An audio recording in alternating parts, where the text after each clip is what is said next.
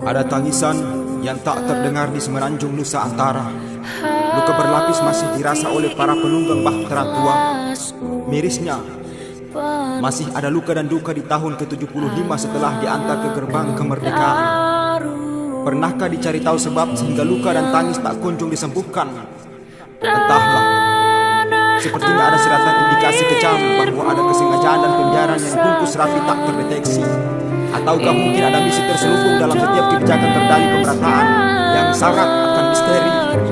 Bapak dan ibu berselingkuh ria dengan kemunafikan berkedok kesejahteraan. Para pendiri dan ketua bangsa menangis karena marwah bangsa disayat oleh pemangku kepentingan. Kemanakah petinggi negeri ketika rakyat menangis dalam kesengsaraan? Di mana kehadiran negara ketika warga asing dengan santai melenggang bebas mendapat pekerjaan sementara rakyat sendiri selalu diasingkan?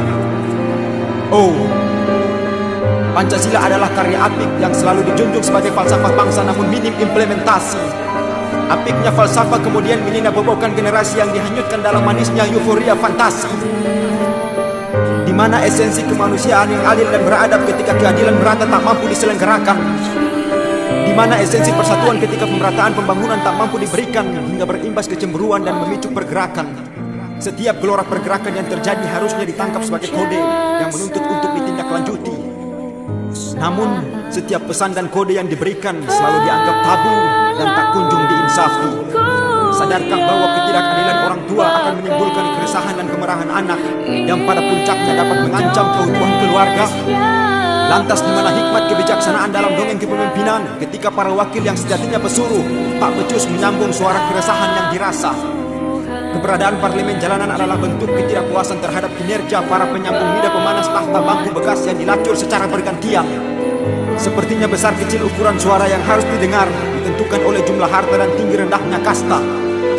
Tetapi jangan lupakan dongeng omong kosong bahwa rakyat adalah pemegang kedaulatan tertinggi negara.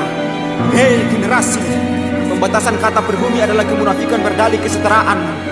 Peniadaan status meracuni pola pikir generasi hingga menolak pesan-pesan kebenaran. Generasi kehilangan prinsip, sementara pengurus tak kunjung sadar dari mabuk akan mewahnya tahta kekuasaan. Belum habis masalah kesenjangan, kesejahteraan dan pengangguran yang melibatkan anak negeri. Muncul masalah berupa kedatangan massal calon pekerja yang datang dari negeri yang katanya mapan ekonomi.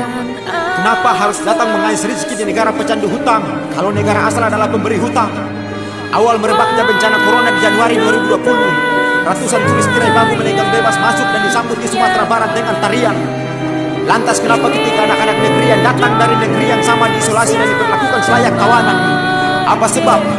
Karena miskin ataukah karena mereka hanya pelajar beasiswa yang ditanggung negara sehingga tidak membawa keuntungan dan harus diasingkan? Datangnya corona munculkan perintah menetap di rumah.